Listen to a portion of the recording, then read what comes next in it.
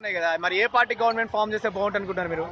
చంద్రబాబు నాయుడు. ఎందుకు చంద్రబాబు నాయుడు అనుకుంటున్నారు? పెద్దవాడ మాకెళ్ళి ఆయన్ని ఉంది కానీ పరిపాలన ఆ. మంచిగా చేస్తాడు. మరి ఎందుకు వైసీపీని వద్దనుకుంటున్నారు మీరు? మాకొద్దు వైసీపీ ఎందుకు వద్దనుకుంటున్నారు? వేస్ట్. ఉమ్. అంటే ఇప్పుడు చంద్రబాబు నాయుడు గారు ఎవరైతే సూపర్ 6 పథకాలు పెట్టారో సో మీకు ఎలా అనిపించాయి? మంచిగా అనిపించింది. ఉమ్. గతంలో చంద్రబాబు నాయుడు గారి పరిపాలనలో 500 కరెంట్ బిల్లు వచ్చేది, కానీ ఇప్పుడు డిస్టర్బ్ చేయకరా నువ్వు. కరెంట్ బిల్ గతంలో చంద్రబాబు నాయుడు కాలంలో 500 వచ్చే కరెంట్ బిల్లు, కానీ ఇప్పుడు 1500 నుంచి 2000 వస్తుంది కదా, సో దాన్ని మీరు ఎలా చూస్తారు? మాకైతే ఏది రావట్లా, ఆ. ఎందుకంటే మాకు చంద్రబాబు నాయుడు చాలు.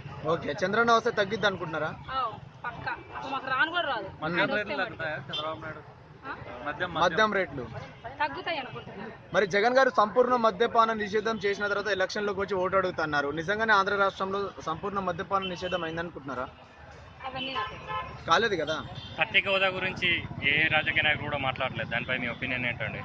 అవన్నీ నాకు తెలియదు సార్. ఆ. నాకు తెలిసి పక్కా చంద్రబాబు నాయుడు గెలుస్తాడు.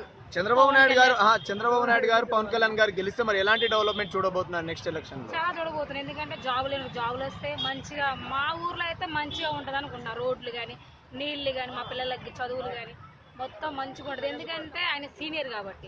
ఈ జగన్ ఏముంది ఈ మధ్య వచ్చినాడు, ఆయన మరి ఏం లేదు. మరి చంద్రబాబు నాయుడు గారికి అదేవిధంగా జగన్ గారికి మధ్య తేడా అంటే ఏం చెప్తారండి? అంటే చంద్రబాబు నాయుడు గారికి జగన్ గారికి మధ్య తేడా డిఫరెంట్. చంద్రబాబు నాయుడు మగోడు, పోయి జగన్ తిరుగుతాడు అంతే.